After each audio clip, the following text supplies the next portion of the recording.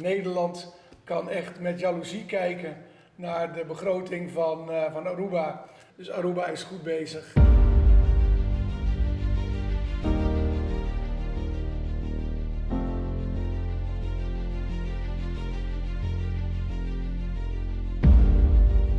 Onze klemtoon is nu begin met de opruiming van wat definitief opgeruimd moet worden en open de markt voor partijen die geïnteresseerd zijn om daarop in te spelen en Aruba een nieuwe kans te bieden voor diversificatie van onze economie. Dus bedankt daarvoor. Dank u. U maakt denk ik nog niet een eindkeuze, u maakt wel een belangrijke beginkeuze.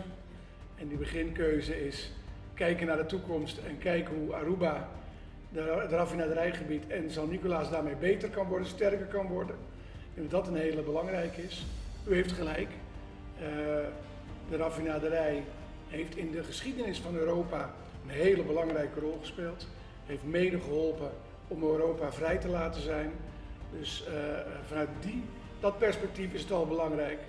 Bovendien was de raffinaderij ook belangrijk binnen het Koninkrijk.